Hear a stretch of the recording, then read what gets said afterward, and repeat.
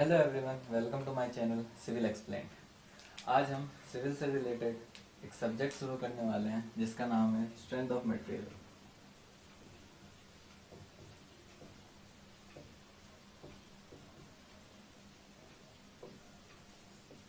ठीक है। इस सब्जेक्ट के बारे में एक मिथ है कि ये बहुत टफ है और मतलब लोग इसमें फंस जाते हैं। ऐसा कुछ नहीं है, जो भी बात है वो है समझने पे। तो आज मैं इसे इस तरह से समझाऊंगा कि आपका हर एक बेसिक से लेकर के एंड तक हर एक कॉन्सेप्ट क्लियर हो जाता है। हालांकि आज ये इंट्रोडक्टरी क्लास है, तो आज हम बस बेसिक नॉलेज लेंगे। बेसिक में हम बस जानेंगे कि स्ट्रेंथ ऑफ मटेरियल जो हमारा है ये सब्जेक्ट, ये आया कहाँ से, क्या ऑब्जेक्टिव है इस सब्जेक्ट का, और इससे रिलेटेड कुछ बातें जानते हैं। ठीक है। तो सबसे पहले ये जो स्ट्रेंथ ऑफ मटेरियल है ना, ये आया है मैकेनिक्स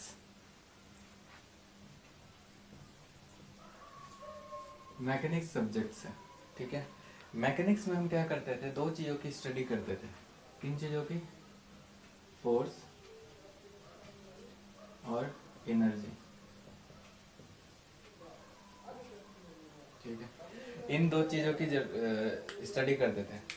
फर्दर हमें क्या हुआ ना कि आगे जैसे हम बढ़ते हैं तो हमें क्या होता है, सब्जेक्ट ब्रॉड हो जाता है। तो हमने इन इन दो चीज़ों को और ब्रॉड कर दिया। कैसे किया? तो हमने देखा कि बेसिक जो है ना हमारे मतलब इन्वायरमेंट में तीन तरह के मटेरियल पाए जाते हैं: हवा, एयर, वाटर और सॉलिड। ठीक है। तो हमने क्या किया है, देखा है कि एयर और वाटर का जो कैटेगरी है ना लगभग सेम सेम मिलता है, तो उसे हमने एक कैटेगरी में डाल दिया जिसे हम कहते हैं फ्लूइड। तो एक्चुअली हमारे पास दो ही कैटेगरी रह गए फिर, फ्लूइड और सॉलिड। तो हमने फर्दर इन दो पे स्टडी कर दिया, इसे कन्वर्ट किसमें, सॉलिड और फ्लूइड। ठीक है। फ्लूइड, अब फ्लूइड क्या था ना कि इसका जीरो फोर्स, फ्लूइड को हम जीरो फोर्स ऑब्जेक्ट कहते हैं। क्यों कहते हैं कि क्या है ना कि फ्लूइड को हम अगर एक बार फोर्स दे के छोड़ देते हैं तो ये कंटिन्यूस डिफॉर्म होता रह जाता है। आप कहीं पे भी फ्लूइड को एक बार फोर्स दे के देख लीजिएगा, वो बहुत देर तक डिफॉर्म होता रहेगा। तो इसीलिए इसे हमने अलग कैटेगरी में डाल दिया, इसे जीरो फोर्स ऑब्जेक्ट भी कहते हैं। और इसे हम पढ़ते हैं फ्लूइड मैकेनिक्स में।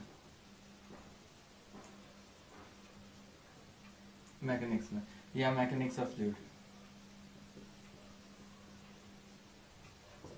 ठीक है। अब आया हमारे सॉलिड का बात।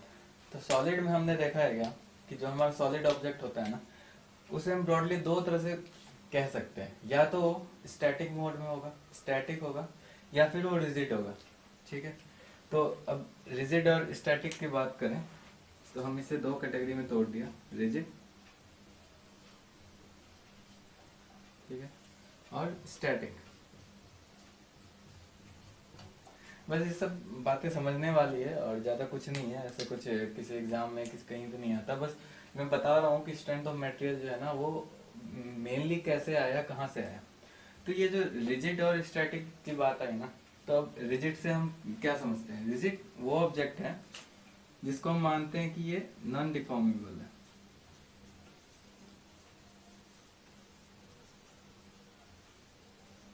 ठीक है। और ये डिफॉर्मेबल है। इसका मतलब क्या हुआ, एक्चुअली में देखा जाए तो ये रिजिड का केस कहीं पे नहीं आता। ठीक है। ये एक तरह से हाइपोथेटिकल बात है।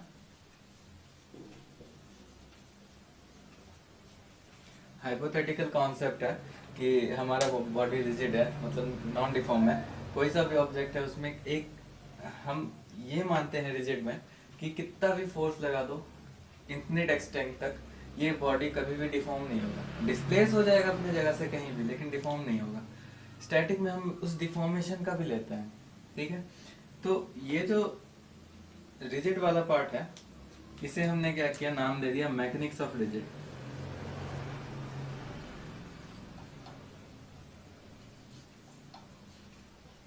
ठीक है। ये मैकेनिक्स ऑफ रिजिड। तो भाई साहब अगर इसमें डिफॉर्मेशन नहीं आ रहा है तो हम इसमें पढ़ते क्या हैं? इसमें हम पढ़ते हैं कि हमारा ऑब्जेक्ट पे अगर कोई फोर्स लगा रहे हैं तो वो किस एक्सटेंट तक मूव करेगा, फोर्स की स्टडी करते हैं हम इस वाले सब्जेक्ट के अंदर। हमारा जो सब्जेक्ट है वो है स्टैटिक कंडीशन में। स्टैटिक में क्या है हमारा सब्जेक्ट, यही है इस इसे हम पहले इसका नाम हुआ था मैकेनिक्स ऑफ सॉलिड।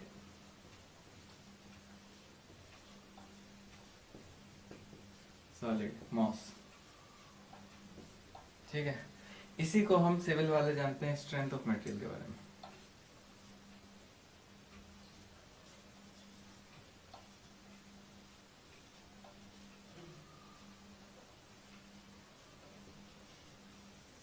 ठीक है, और यही हमारा सब्जेक्ट है, ये चीज हम पढ़ेंगे अभी, ठीक है।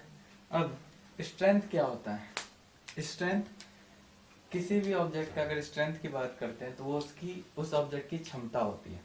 हम यहाँ पे डिफरेंट मटेरियल की बात कर रहे हैं, हम यहाँ माइल्ड स्टील कंक्रीट इनके बात करेंगे स्ट्रेंथ ऑफ मटेरियल में। तो हम उसकी क्षमता की बात करेंगे कि वो आखिर कितना फोर्स या कितना मोमेंट या जो भी उस पर रिएक्शन आ रहा है, एक्शन हो रहा है, वो कितना हद तक झेल सकता है, उसकी क्षमता क्या है। तो ये हम इसमें स्टडी करते हैं, ठीक है। और तो हम इसी में करेंगे। जैसे कि अगर एग्जांपल लिया जाए कि हमारा एक बीम है, ठीक है, ये कैंटिलीवर बीम है, ठीक है। तो हमने क्या किया ना, इसमें हमने एक फोर्स लगा दिया अगर सपोज, ठीक है। तो हम क्या देखते हैं कि ये जो है ना एक एक्सटेंट तक डिफॉर्म होगा।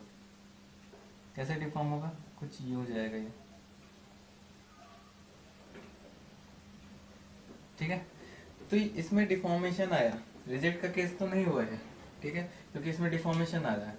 और इसमें हम जो है ना अब इस फोर्स के कारण इसमें जो चेंजेस आएगा, इस पर जो रिएक्शन, इंटरनल रिएक्शन आएगा, जो स्ट्रेस आएगा, स्ट्रेन आएगा, वो हम कैलकुलेट करते हैं इस स्ट्रेंथ ऑफ मटेरियल में। हमारा सोम का पहला टॉपिक ही है स्ट्रेस स्ट्रेन टॉपिक, तो हम पहले उस पर जाएंगे। तो आज तो इंट्रोडक्शन क्लास है तो उतना हम स्ट्रेंथ पे नहीं जाएंगे। बेसिक डिफरेंस आपको बता देता हूँ स्ट्रेस और स्ट्रेन में। इंट्रोडक्टरी क्लास में इतना तो बताना होता है। सॉरी वो बैकग्राउंड नॉइस के लिए, आपको पढ़ने से मतलब है, नॉइस से कोई मतलब नहीं है। मेरी आवाज़ स्पष्ट आ रही होगी आप तो। जहाँ पे ऐसे जोर की नॉइज होगी मैं शांत हो जाऊँगा, ठीक है।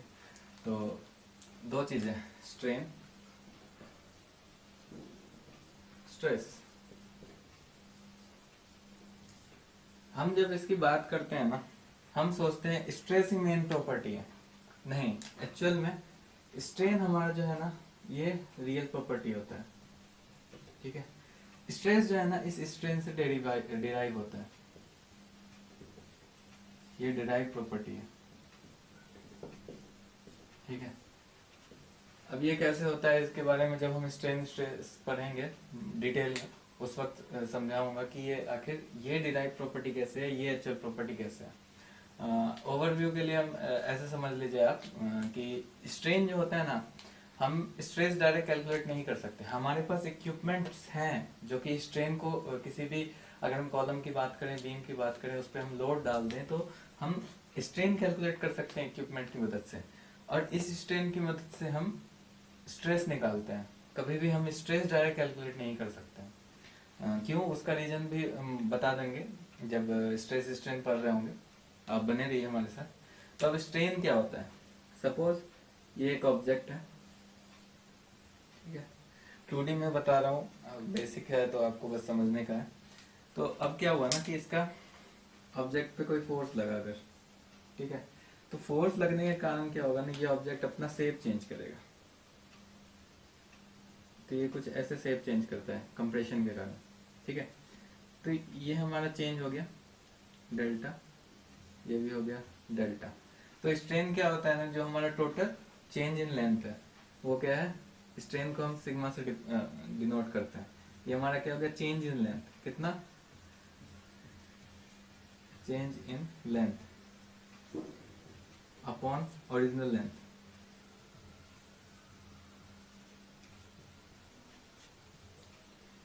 ठीक है। तो अपना चेंज इन लेंथ क्या हुआ, ये डेल्टा यानी कि 2 डेल्टा, और ओरिजिनल लेंथ क्या था, अगर सपोज करें ये लेंथ जो था हमारा कैपिटल एल है, तो एल ये हमारा स्ट्रेन हो गया, ठीक है। और स्ट्रेस जो है, तो स्ट्रेन यही होता है, change in length upon original length, या अगर हम इसको ब्रॉडली कह दें तो लेंथ की जगह आप कह सकते हैं change in dimension, change in original dimension. जैसे कि अगर ब्रेथ की बात करें तो ब्रेथ में भी कुछ चेंजेस आ रहे हैं, जैसे कि ये देखिए, ये इसके ब्रेथ में चेंज आ रही है, ठीक है। तो ब्रेथ ब्रेथ के केस में हो जाएगा 2 डेल्टा अपॉन बी, अगर ये बी है तो, ठीक है। तो इस तरह से निकालते हैं। अब स्ट्रेस क्या है? स्ट्रेस है, एक ऑब्जेक्ट है हमारा, उसके ऊपर फोर्स लगा, ठीक है। अब ये ऑब्जेक्ट का फ्रंट व्यू है, क्रॉस सेक्शन इसका क्या होगा, सपोज ये एक क्यूबॉइड है, ओके।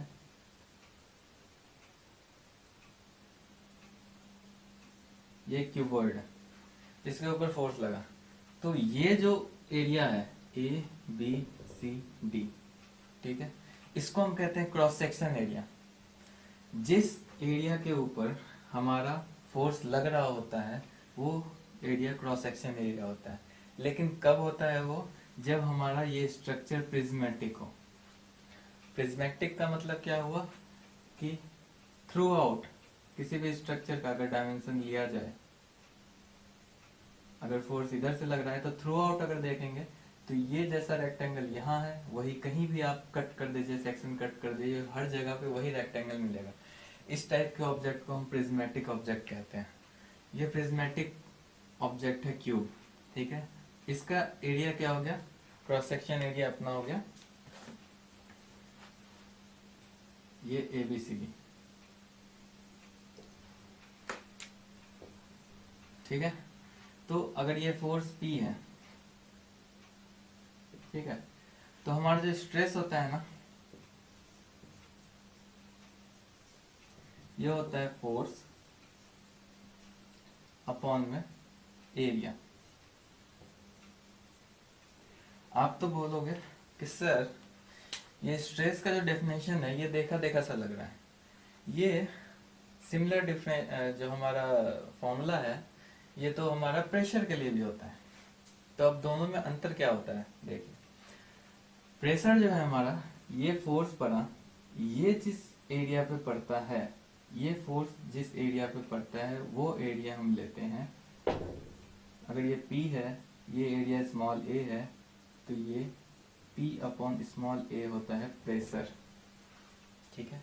फोर्स जिस एरिया पे बनता है, इसका मतलब क्या समझे, जो हमारा एक्सटर्नल फोर्स के कारण जो क्वांटिटी आती है वो हमारा प्रेशर होता है, ठीक है। तो स्ट्रेस क्या होगा, स्ट्रेस में हमारा यहाँ पे क्रॉस सेक्शन एरिया होता है, जो अभी हमने ABCD बताया, ये क्रॉस सेक्शन एरिया है, और स्ट्रेस में हमारा ये क्रॉस सेक्शन एरिया होता है। तो अंतर क्या है, ये रेजिस्टिंग प्रॉपर्टी होती है। कौन सी प्रॉपर्टी, रेजिस्टिंग। ये रेजिस्टिंग प्रॉपर्टी होती है। रेजिस्टिंग प्रॉपर्टी का मतलब क्या समझ रहे हैं कि ये फोर्स लगने के बाद ये ऑब्जेक्ट उस फोर्स को अपने ऊपर नहीं लेना चाहता है। क्यों, वो डिफॉर्म नहीं हो सकता, होना नहीं चाहता है, हो तो सकता है फोर्स के कारण, होना नहीं चाहता, तो वो क्या करता है, अपनी तरफ से फोर्स लगाता है, ठीक है। अब फोर्स क्या है ना कि इसके इक्विवेलेंट नहीं लगाता, ठीक है, वो इस पूरे क्रॉस सेक्शन पे ऐसे ऐसे फोर्स लगता है, इस पूरे क्रॉस सेक्शन इसे अपोज करने, ठीक है। मतलब इस लोड के कारण हर एक पॉइंट पे कुछ ना कुछ एक फिजिकल क्वांटिटी डेवलप हुई है, फिजिकल फोर्स डेवलप हुआ है, जो कि रेजिस्टिंग फोर्स कहला रहा है, इसे हम कहते हैं स्ट्रेस, ठीक है। और ये इसका फॉर्मूला होता है force upon cross section area, ठीक है। तो ये स्ट्रेस और स्ट्रेन के बीच का डिफरेंस हो गया, ठीक है। अब अगर हम बेसिक डेफिनेशन पे जाएं कि हमारा ये जो सोम है, स्ट्रेंथ ऑफ मटेरियल या मॉस है, इसका डेफिनेशन क्या है, ठीक है। तो सबसे पहले जो डेफिनेशन आया था क्या कि जो हमारा स्ट्रेंथ ऑफ मटेरियल है वो एक प्रकार का स्टडी है। क्या है? स्टडी। स्टडी तो है किस चीज का? ये है elastic deformation.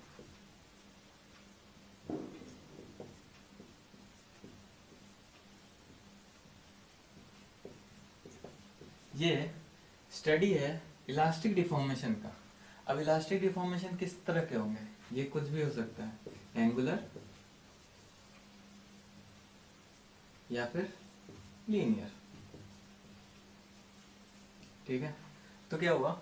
Strength of material study है इलास्टिक डिफॉर्मेशन का, चाहे वो एंगुलर हो या लीनियर हो, लेकिन एक कंडीशन में। किस कंडीशन में? स्टैटिक इक्विलिब्रियम कंडीशन में।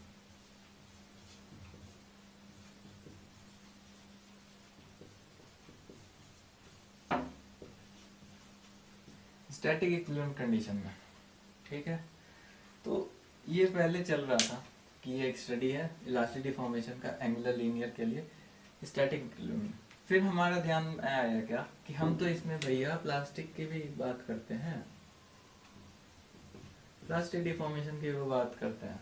ठीक है, तो ये क्या हो गया?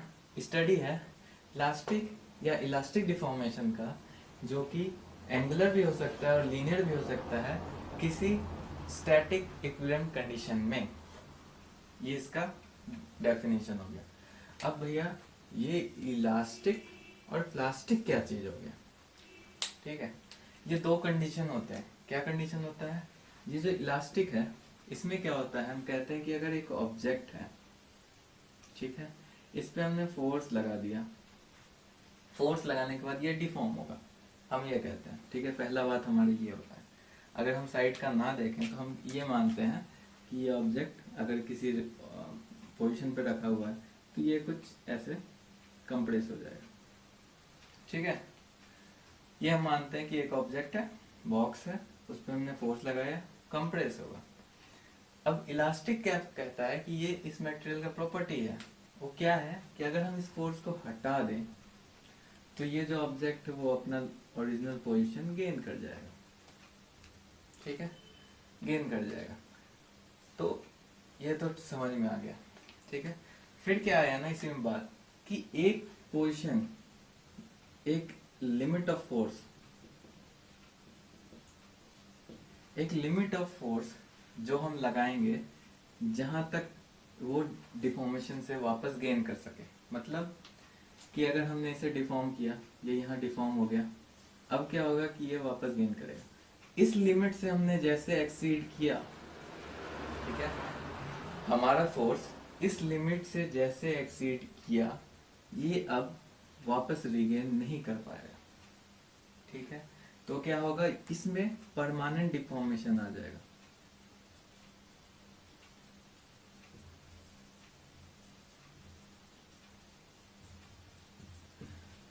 तो परमानेंट डिफॉर्मेशन में आ गया तो वो कौन सा स्टेट में चला गया? वो चला गया प्लास्टिक स्टेट में। इस स्टेट को हम कहते हैं प्लास्टिक, कि उसमें परमानेंट डिफॉर्मेशन आ गया। अब वो फर्दर फोर्स लगाने के बाद शेप तो चेंज करेगा मगर वो वापस रिगेन अपना शेप नहीं करेगा। ठीक है, अगर आपको एग्जांपल देखना है इसका तो आप बेसिक एग्जांपल अगर हम देखें, रबर देखिए। रबर को हम खींचते हैं, खींचता है, एक और टाइम तक खींचता है, वो खींचता है, छोड़ देने पे रिवेन कर जाता है। अगर उसे कहीं पे बांध के छोड़ दीजिए, ठीक है, 2 हफ्ते तक छोड़ दीजिए, फिर उसे निकालिएगा, वो वैसे का वैसे शेप ले लेगा, बड़े साइज का हो जाएगा। क्योंकि वो क्या है ना कि एक लिमिट से ज़्यादा टाइम तक वो फोर्स लगा, लिमिट से ज़्यादा फोर्स लगा रहा तो वो प्लास्टिक फेज में चला जाता है। ठीक है, ये हो गया। अब बात आती है कि भैया हम स्टडी तो कर रहे हैं, मतलब हम इसको अगर ओवरऑल एक कंबाइन फॉर्म में कहें तो strength of material is the study of elastic and plastic deformation either angular और linear in an static equilibrium condition. ये हमारा डेफिनेशन हो जाएगा। ठीक है, फिर आता है बात कि ये तो भैया हो गया सॉन्ग का स्टडी, हम स्टडी कर रहे हैं, लेकिन बात ये है कि हम चलिए बीम में स्टडी करेंगे तो उस पे जो डिफॉर्मेशन आ रहा है उसका काउज क्या है? ठीक है, तो काउस समझते हैं, काउस क्या क्या हो सकते हैं। तो हमारा हो गया काउस ऑफ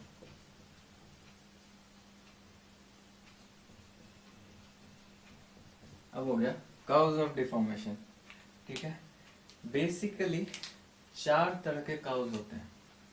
ठीक है, एंगुलर,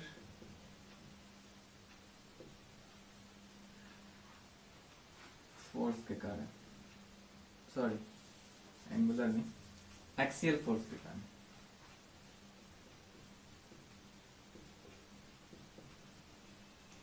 अभी एक्सियल फोर्स क्या है वो भी समझाएंगे, घबराइए नहीं। दूसरा होता है हमारा ट्रांसवर्स फोर्स।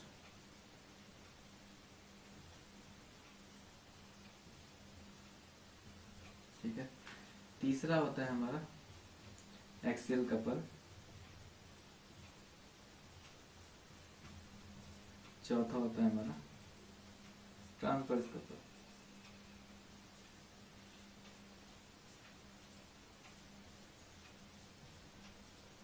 ठीक है, इनको समझने से पहले हम क्या करते हैं ना, एक टॉपिक आपको समझा देते हैं। ये कपल, कपल क्या होता है। ठीक है, कपल, कपल सीधा जानते हैं जोड़ा। ठीक है, विवाहित जोड़ा उसको भी हम कपल कहते हैं, गर्लफ्रेंड बॉयफ्रेंड का जोड़ा वो उसको भी हम कपल कहते हैं। तो कपल, तो इसका मतलब क्या है कि ये जब भी होगा दो एक साथ होंगे। ठीक है, तो कॉन्सेप्ट ये कैसे आया ना कि जैसे शियर फोर्स है हमारा वो एक साथ होता है। ठीक है, लेकिन ये क्या होता है कि सरफेस पे लगता है, ये दोनों एक साथ लगता है और दोनों इक्वल होते हैं। ठीक है, कपल भी उसी तरह होता है। ये एक फिजिकल क्वांटिटी है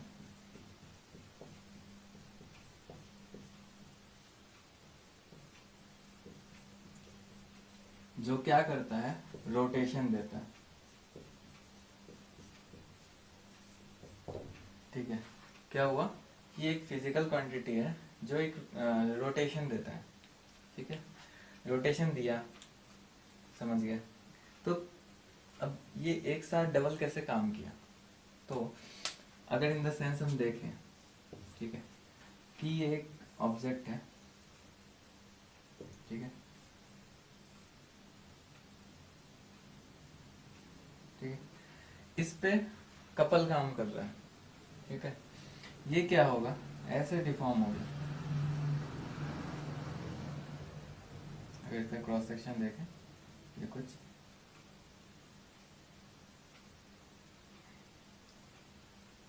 ऐसे डिफॉर्म हो गया। ठीक है, तो आपको क्या लग रहा है ये डिफॉर्मेशन कैसे आया होगा। ये डिफॉर्मेशन आता है इधर से रोटेशन देने के कारण। ठीक है, इधर से हमने रोटेशन दिया, इस रोटेशन को हम कपल कहते हैं। लेकिन अब एक बात बताइए, अगर ये खाली रोटेशन देगा, ये हमारा ऑब्जेक्ट है, हम ये ऑब्जेक्ट है। ठीक है, हमने इसको रोटेशन दिया। ठीक है, ये ऐसे रोटेशन दिया, तो ये क्या ऐसे बेंड होगा इस शेप में, नहीं, ये क्या होगा, ऐसे घूम जाएगा। तो इसका मतलब क्या है, ये बेंडिंग जो आ रहा है उसके कारण यहाँ पे एक और कपल होगा, कपल या एक और रोटेशन फोर्स होगा।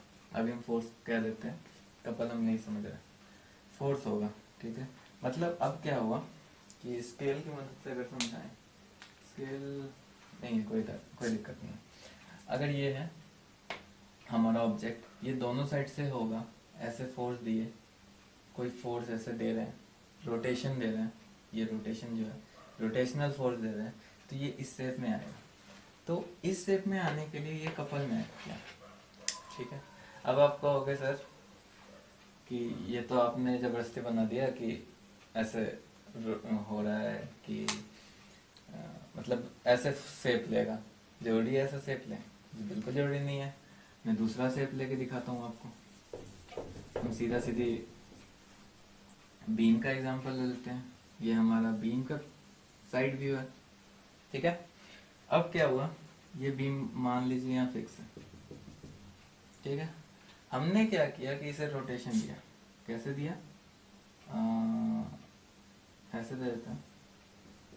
ठीक है, ऐसे रोटेशन दिया, या जैसे था हमारा वैसे ही दे देते हैं, ईजी है, क्योंकि पिछला एग्जांपल से फिर आपको समझने में ईजी होगा। ठीक है। अब हमने ऐसे रोटेशन दिया तो ये यहाँ फिक्स है, ऐसे रोटेशन दिया तो अब आप खुद देखिए ये फिक्स यहाँ पे रहेगा, ठीक है, फिक्स रहेगा, मगर ये कुछ ऐसे करके बेंड होगा, फिक्स वाला पोर्शन फिक्स में रहता है, ये ऐसे बेंड हो जाएगा, ठीक है। इस रोटेशन के कारण ऐसा शेप लिया। अब एक बात बताइए, ये इधर से ऐसे रोटेशन के लिए शेप लिया, ठीक है, मगर आपको ये नहीं लग रहा कि इधर से भी कुछ अपोजिशन हो रहा होगा उसका?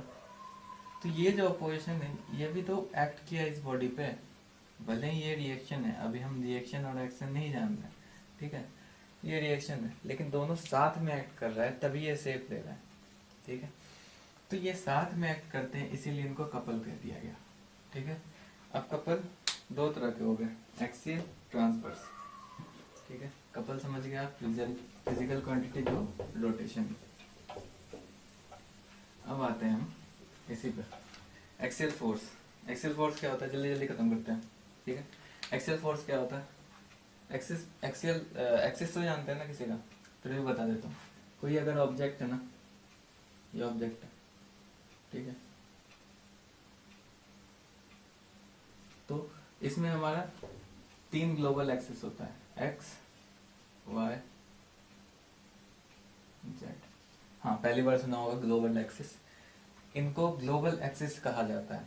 क्यों कहा जाता है? क्योंकि पूरे दुनिया में ये एक्स वाई जेड एक्सिस जो है यूनिवर्सल है, ग्लोबली यूज होता है, इसलिए इसे हम ग्लोबल एक्सिस कहते हैं, ठीक है। एक होता है लोकल एक्सिस। लोकल एक्सिस क्या हुआ कि अगर जैसे इस पे अगर एक फोर्स ऐसे एक्ट हो रहा है, ठीक है, तो ये फोर्स का जो एक्सिस है, ये एक्सिस, ये इस ऑब्जेक्ट के लिए ही बस काम कर रहा है। अगर हम कहीं दुनिया में जाके कह दें कि ये अगर हम इसे एक्स डैश एक्सिस कहते हैं, ठीक है, हम कह दिए कि ये फोर्स जो है ना एक्स डैश एक्सिस पे काम करता है, कह दिया कि ये पेन है, अगर ये ऑब्जेक्ट ये पेन है, इस पेन पे एक्स डैश एक्सिस पे काम करता है, तो क्या पूरा दुनिया समझ जाएगा एक्स डैश एक्सिस कौन सा है? नहीं समझेगा। लेकिन वही अगर हम इसे कह दें कि ये जो फोर्स है ऐसे इस डायरेक्शन में काम कर रहा है, हम कह दिए कि ये नेगेटिव वाई डायरेक्शन की तरफ काम कर रहा है, तो ग्लोबली पूरी दुनिया में समझ जाएंगे कि ये वाई डायरेक्शन किधर होगा और ये ऑब्जेक्ट पे वो कैसे वर्क कर रहा होगा, ठीक है। इसलिए इसको ग्लोबल और उसको लोकल एक्सिस कहते हैं, ठीक है। तो अब क्या हुआ ना कि इसी चीज को अगर कहा जाए तो इसके सेंटर से भी एक एक्सिस जा रहा होगा, सही बात है। सिमिलरली अगर हम ऊपर की तरफ देखें तो ये विथ के अलोंग भी एक एक्सिस जा रहा होगा, और एक ये बाहर निकलता हुआ एक एक्सिस जा रहा है, ठीक है, वही है एक्स वाई जेड एक्सिस, ठीक है। अब ये एक्सियल और ट्रांसवर्स जो है ना, ये बहुत सिंपल सा चीज है, बस समझने वाली बात है कि ये वर्क कैसे हो रहा है। अगर हम ये जो सेंटर वाले एक्सिस है, ठीक है, ये जो सेंटर एक्सिस गया है, इसके जस्ट इस एक्सिस पे अगर एक फोर्स लगा देते हैं, ठीक है, तो इस फेस के सेंटर से वो एक्सिस जा रहा है, इस फेस के लिए वो हो जाएगा हमारा एक्सियल फोर्स, ओके। सिमिलरली इस नीचे वाले और पीछे वाले इन चारों फेस के लिए बात करेंगे तो ये हमारा कहलाएगा ट्रांसवर्स एक्सिस। समझ में आया? नहीं आया वापस से देखिए, ये जो फेस है, इस फेस पे ये फोर्स एक्ट कर रहा है, तो इस फेस के लिए जो एक्सिस गया है, मतलब एक्स एक्सिस, इसके रिस्पेक्ट में जब हम बात करेंगे तो ये कहलाएगा एक्सियल फोर्स हमारा, ठीक है। और सिमिलरली अगर बाकी इसी फोर्स को बाकी फेस के रिस्पेक्ट में बात करेंगे तो हमारा कहेगा ट्रांसवर्स, ठीक है। तो जैसे एक ही सेम एग्जांपल ले लेते हैं कि इस एक्सिस पे ऐसे फोर्स लग रहा है, ये F, ठीक है। तो एक्सियल फोर्स के अकॉर्डिंग ये जो है F जो है एक्सियल फोर्स हुआ किस फेस के लिए? अगर नाम कर दे A, B, C, D, E, F और G, ठीक है, पीछे वाले अभी छोड़ते हैं, इन 3 फेस पे समझ जाएगा तो सब पे समझ जाएगा। ये जो F है एक्सियल फोर्स है किसके लिए? Face A, B, C, D के लिए, ठीक है। सिमिलरली वही F फोर्स हमारा फेस कौन सा हो गया, बी सी एफ जी और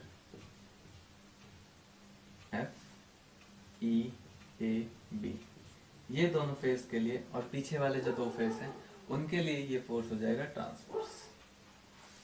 क्लियर है? नहीं क्लियर है कमेंट कीजिए।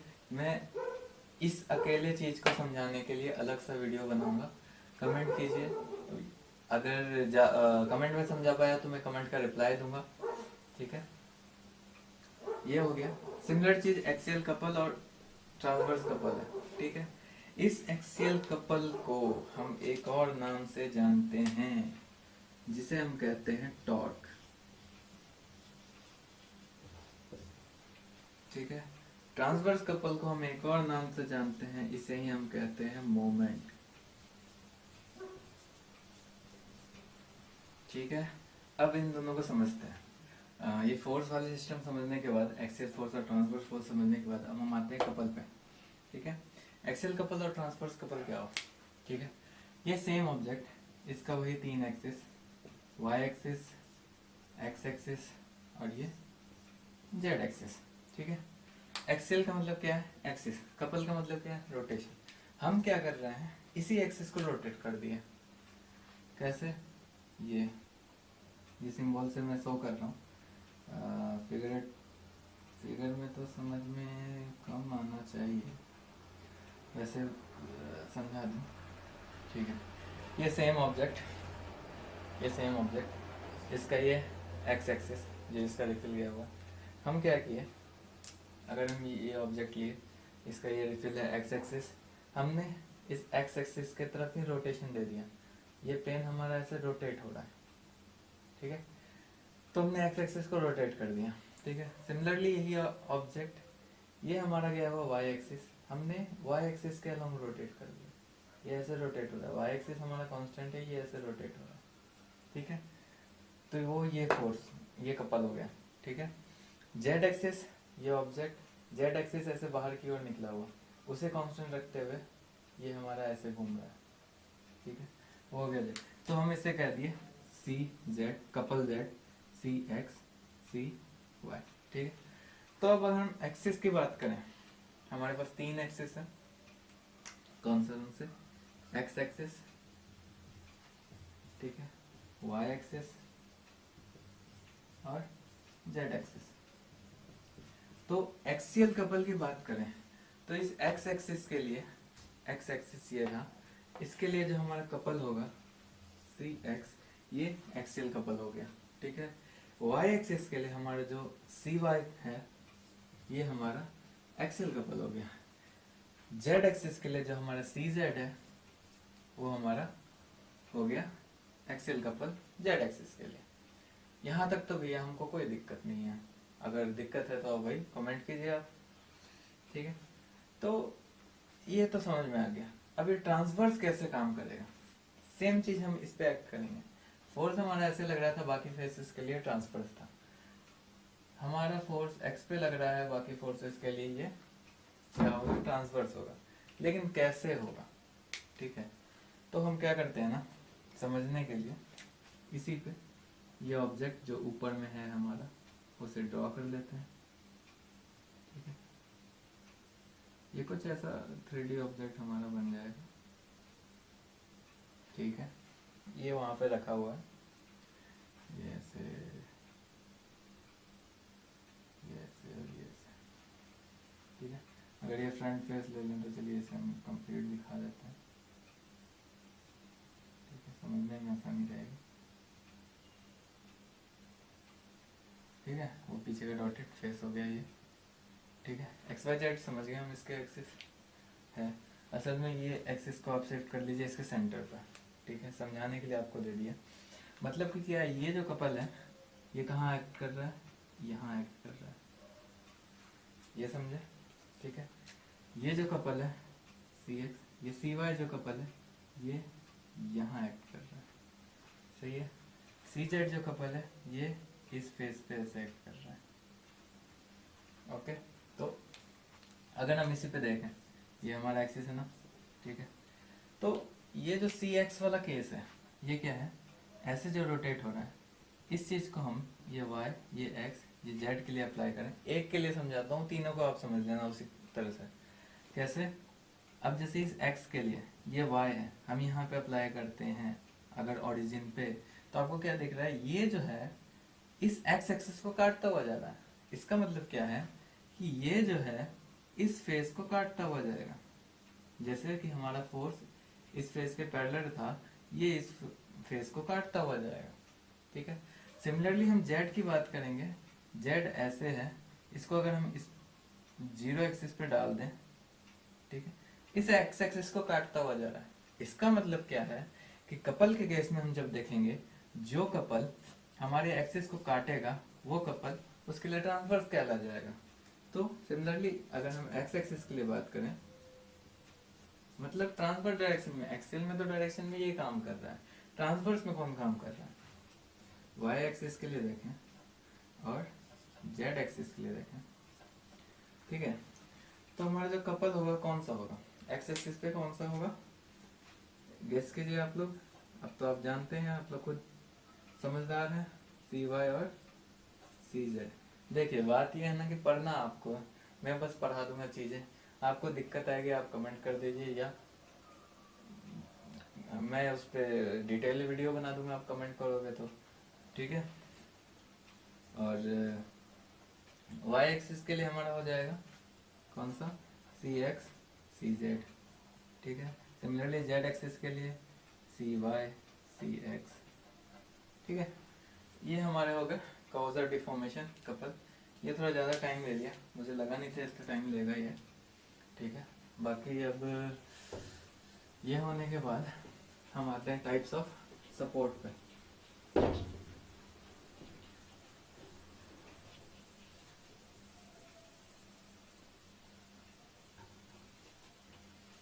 ठीक है। टाइप्स ऑफ सपोर्ट पे आते हैं।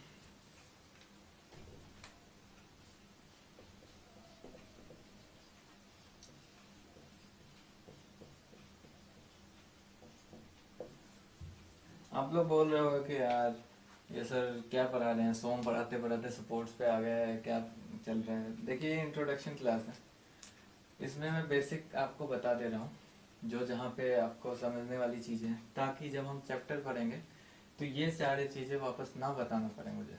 ठीक है। ये आपको आगे हेल्प करेगा, यूँ समझ लीजिए कि आगे अगर कहीं पे भी ज़रूरत पड़ा हमें सपोर्ट का, तो हमें पता होगा कि कैसे होता है, क्या होता है। जैसे कि डिटर्मिनेंसी में हमें सपोर्ट का काम पड़ेगा। ठीक है। तो जब मैं डिटर्मिनेंसी पढ़ाऊँगा तो आपको ये समझ में आ जाना चाहिए। ठीक है। तो चलिए, और वो जो सारा चीज़ मैंने 10-15 मिनट उस पर जो खर्च किया, ठीक है, 10-15 मिनट जो उस पर खर्च किया, उसका भी रीज़न यही था कि आपको पता हो कि कैसे ट्रांसफर और एक्सेल काम करता है। ठीक है। आते हैं टाइप्स ऑफ सपोर्ट पे। इसको ब्रॉडली दो कैटेगरी में बांट दिया गया। ठीक है। पहला होता है एक्सटर्नल सपोर्ट,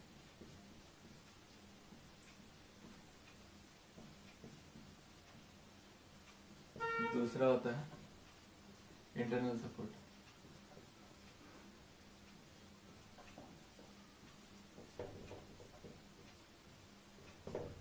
ठीक है। एक हो गया एक्सटर्नल सपोर्ट, एक हो गया इंटरनल सपोर्ट, समझ गए? अब इसके अंदर भी चीज़ आती है, क्या? हमने सपोर्ट दिया, किसी चीज़ को रोकने के लिए सपोर्ट देते हैं। ठीक है, बाहर से। जैसे अगर आप देखें, ये बोर्ड ही देख लीजिए, इसको मैंने सपोर्ट दे रखा है ताकि ये कहीं स्लाइड करके नीचे ना गिर जाए। ठीक है। तो इस चीज़ को, ये सपोर्ट जो मैंने दिया है, ये क्यों दिया है कि ये वर्टिकली नीचे ना गिरे, हॉरिजॉन्टली ये मूव कर रहा है, रोटेशन भी अगर देना चाहो ये रोटेट कर रहा है, लेकिन ये सपोर्ट है। तो यानी कि ये क्या कर रहा है ना कि किसी एक डायरेक्शन में रोका हुआ है। ठीक है। तो हमने पहले क्या सोचा ना कि हमारा जो स्ट्रक्चर हो वो ऐसा बनाए कि वो हर डायरेक्शन से रुका हुआ हो। ठीक है। हर डायरेक्शन से रुका हुआ, उस पर हर मोमेंट जीरो हो। तो हमने क्या किया ना, उस सपोर्ट को हम कह दिए फिक्स सपोर्ट।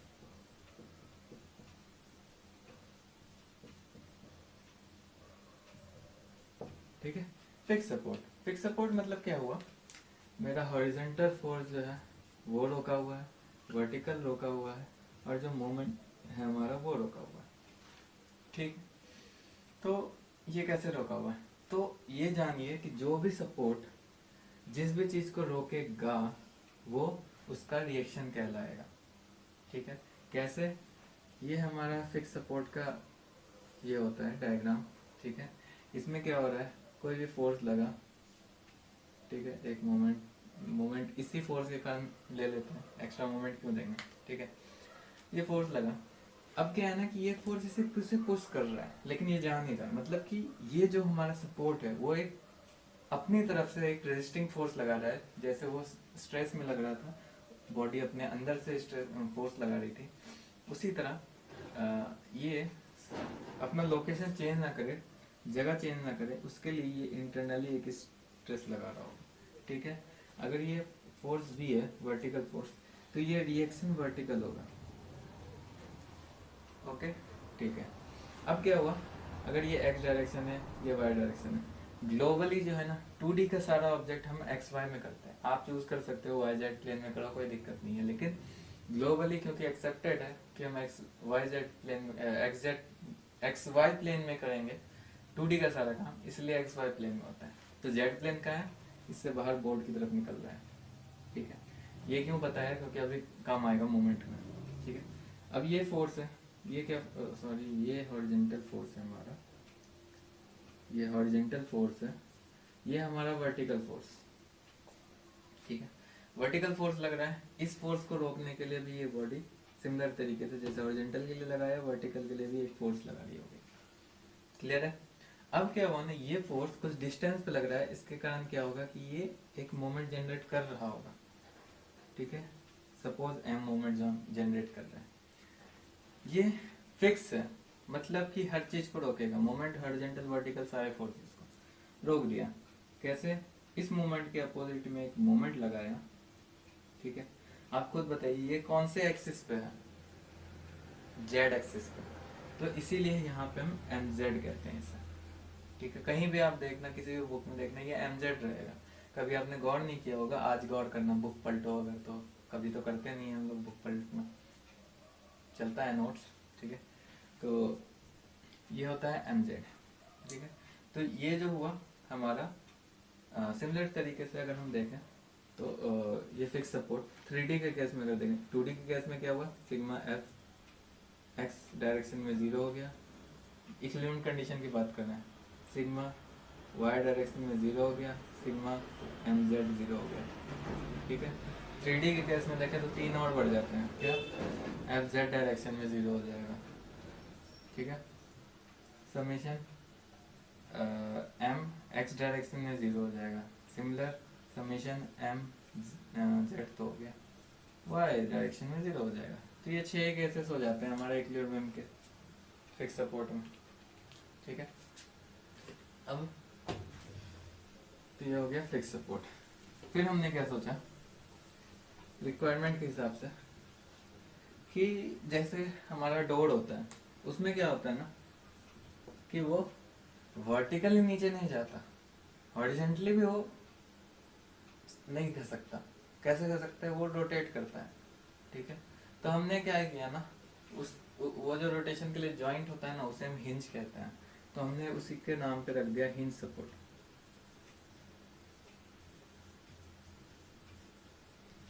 कहीं पे भी हिंज है, इसका मतलब मोमेंट को फ्री कर रहा है। ठीक है, तो इसमें क्या हुआ कि इसी सपोर्ट को हम ऐसे दिखाते हैं।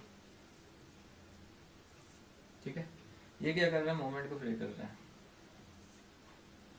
ठीक है, कैसे कर रहा है, हॉरिजॉन्टली फोर्स लगा, रोक लेगा, वर्टिकली लगा, इस बीम पे हॉरिजॉन्टली वर्टिकली लगा, रोक लेगा। मोमेंट जैसे आएगा ना, ये फ्री है, ये ऐसे मुड़ जाएगा, ये यहाँ से यहाँ आ जाएगा। ठीक है, तो इस केस में समीशन एफ एक्स बराबर 0 हो गया, समीशन एफ वाई बराबर 0 हो गया। ठीक है, मतलब इक्विलिब्रियम का बात करेंगे।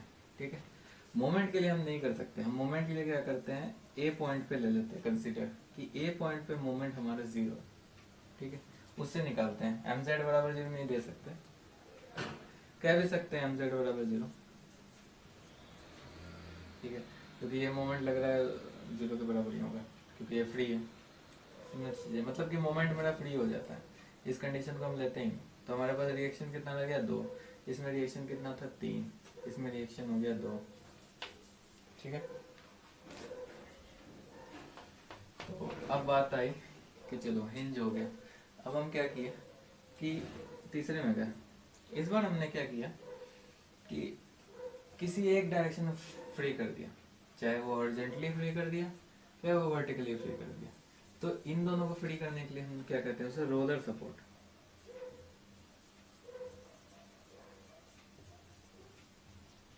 रोलर सपोर्ट इसका रिएक्शन 1 होता है। क्यों होता है? रोलर क्या होता है, इस तरह से हम दिखाते हैं उसे, ठीक है। अब क्या है ना कि इस पे वर्टिकल फोर्स आप लगा दो कितना भी, ये रोक लेगा। हॉरिजॉन्टल जैसे लगेगा ये यहाँ से स्लाइड करता हुआ यहाँ चले जाएगा, रोल कर गया, ठीक है। इसलिए इसे रोलर सपोर्ट कह देते हैं। मोमेंट भी इसके लिए फ्री होता है, यहाँ से हमने मोमेंट लगाया ये यहाँ चले आएगा, ठीक है। तो ये हो गया रोलर सपोर्ट हमारा। ये 3 तरह के क्या हो गया, एक्सटर्नल सपोर्ट। अब हमारा बात आया इंटरनल सपोर्ट पे, ठीक है। इंटरनल बड़ा कमाल का चीज है। क्या? पहला जो इंटरनल सपोर्ट था हमारा उसका नाम है internal hinge. Internal hinge, hinge भैया सुना सुना सा लग रहा है। हिंज जो है अभी बताया था, हिंज जहां भी आएगा मोमेंट फ्री कर देगा। तो क्या हुआ ना, ये बीम था हमारा, ठीक है। ये अगर दिखाया जाए ये प्रॉप कैंटिलीवर बीम होता है। तो अब क्या हो रहा था ना कि जैसे हम इस पे फोर्स लगा रहे थे, ठीक है, तो ये कुछ ऐसे डिफ्लेक्ट हो गया, ठीक है। क्या दिक्कत है? तो क्या हो रहा था ना, इस बीम पे स्ट्रेस ज्यादा आ रहा है, ठीक है। तो हम क्या करते थे कि इस लोकेशन पे कहीं पे भी एक इंटरनल हिंज दे दिया, ठीक है। इंटरनल हिंज देने के कारण क्या हुआ कि यहाँ पे ये मोमेंट के लिए कंप्लीटली फ्री हो जाता है, कंप्लीटली। और जो हमारे हॉरिजॉन्टल और वर्टिकल फोर्सेस होता है ना वो पार्शियली फ्री हो जाते हैं, मतलब फुल एक्सटेंट पे काम नहीं करता है, ठीक है। तो अब क्या हो जाएगा कि ये यहाँ से फिक्स ऐसे चला, यहाँ तक फिक्स रह जाएगा, कोई दिक्कत नहीं है। ये एज ए कैंटिलीवर काम किया तो ये डिफ्लेक्ट भी कम हुआ, ठीक है। अब क्योंकि मोमेंट फ्री है तो ये यहाँ से ऐसे, तो क्या हुआ हमारा जो पहले बीम यहाँ से मुड़ रहा था, डिफ्लेक्शन ज़्यादा आ रहा था, वो हमने कम कर लिया। कम करते हैं क्या हुआ, हमारा स्ट्रेस कम हो गया, मोमेंट यहाँ फ्री हो गया। हमें इसे सॉल्व करने के लिए 2 इक्वेशन और मिल जाते हैं, ठीक है। वो जब हम इक्वेशन वगैरह सॉल्व करेंगे तब जानेंगे, ठीक है। सिमिलरली अब क्या हुआ कि जो हमारे फोर्सेस है वो घट गए, ठीक है। ये होने के बाद बात आई एक और तरह के फोर्स की, सपोर्ट की इंटरनल में, वो थी इंटरनल, तो इसको पता होगा लिंक, ठीक है। Internal link, internal link, internal link. Internal link क्या हुआ कि सेम अगर हम देखें एक ये बीम है, ठीक है, और हमने देखा क्या कि इस पे लोड लगाया, ठीक है। ये लोड क्या हुआ, कुछ इस तरह से डिफ्लेक्ट हुआ, ये डिफ्लेक्शन हो गया हमारा 2 mm सपोज, ठीक है। लिंक के लिए हमने क्या किया, सेम बीम के नीचे, सेम बीम के नीचे एक रोलर जैसा या फिर एक क्या कहते हैं इसको, टेंशन मेंबर, ठीक है, इसको जोड़ दिया, इसके नीचे एक और बीम दे दिया, ठीक है। तो भैया इससे क्या हुआ, अब क्या होगा ना, इस पे जब फोर्स पड़ेगा वो इसके मदद से इस पे भी ट्रांसफर हो जाएगा, ये अपोज करेगा, ठीक है। तो क्या हुआ, यही बीम जो हमारा डिफ्लेक्ट हो रहा था, ठीक है, यहाँ से डिफ्लेक्ट होकर के ये 2 mm जो जा रहा था अब ये 1 mm जाएगा, फिर इसकी मदद से वो ट्रांसफर कर रहा है लोड, इसे डिफ्लेक्ट करता हुआ ये ऐसे जाएगा, ठीक है। तो जहाँ हमारा 2 mm का डिफ्लेक्शन था हमने उसे कम कर दिया, क्या कर दिया, 1 mm का डिफ्लेक्शन कर दिया, ठीक है। तो इससे हमें बहुत बेनिफिट हुई, ठीक है। तो ये हमारे सपोर्ट्स थे, ठीक है। डिटेल में एनसी में बताऊंगा कि ये सपोर्ट्स के और क्या काम है इंटरनल वाले का।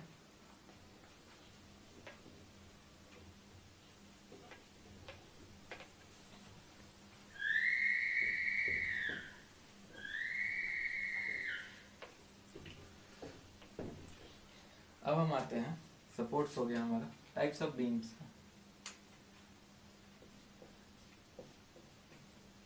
टाइप्स ऑफ बीम्स,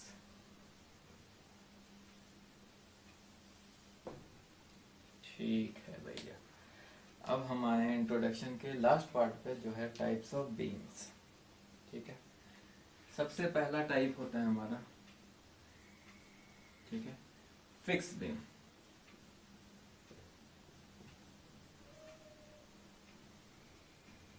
ठीक है, फिक्स बीम कैसा होगा? फिक्स सपोर्ट के साथ होगा। ये हमारा फिक्स सपोर्ट है, ये हमारा बीम है। क्या ये फिक्स बीम है? नहीं। क्यों?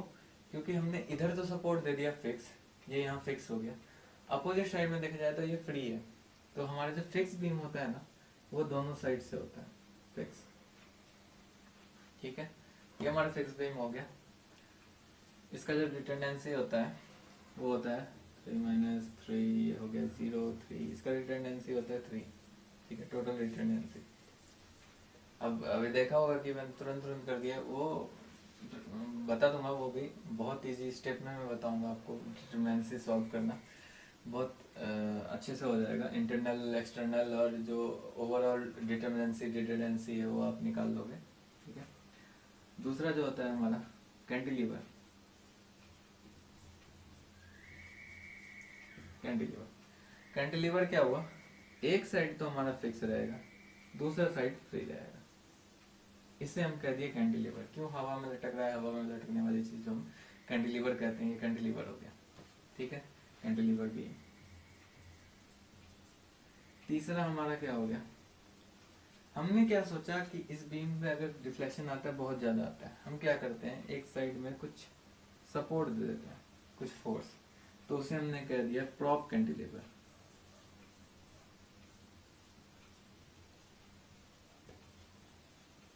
ये जो चीज हम लगाते हैं इसे हम प्रॉप कहते हैं। तो ये कैसे हो गया कि ये कैंटिलीवर था, इसके नीचे में हमने एक प्रॉप लगा दिया।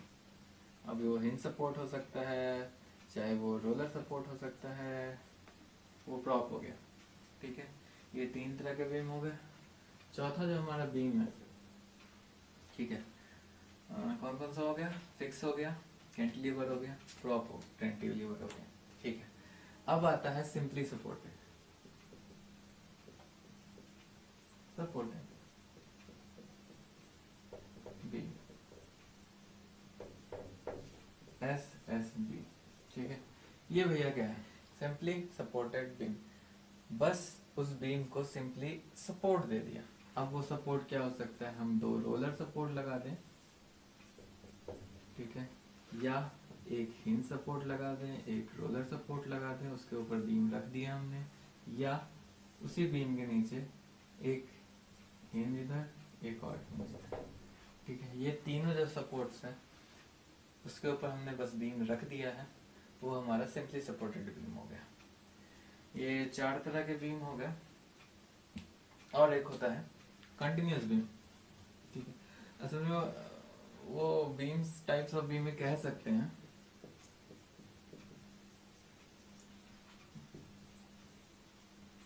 ठीक है, कंटिन्यूस बीम हम टाइप्स ऑफ बीम में कह सकते हैं, लेकिन एक्चुअल जो होता है ना, वो कॉम्बिनेशन ऑफ बीम्स होते हैं। कैसे? अभी देखिए, ये इधर मान लिया हमने फिक्स है बीम, यहाँ पे एक प्रॉप लगा दिया, कैंटिलीवर में एक प्रॉप लग गया।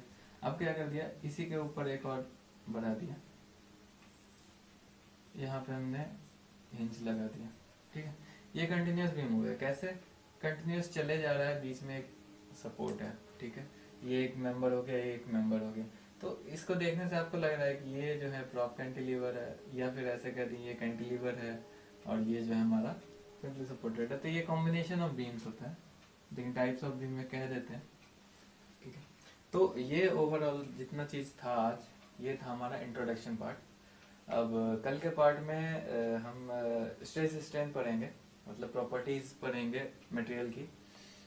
स्ट्रेस स्ट्रेन, उसके हो सकेगा तो माइल्ड स्टील कर्व वगैरह भी। लेक्चर अच्छा लगा तो प्लीज़ सब्सक्राइब कीजिएगा, लाइक कीजिएगा और दूसरों को रिकमेंड कीजिएगा। बने रहे हमारे साथ। Peace out.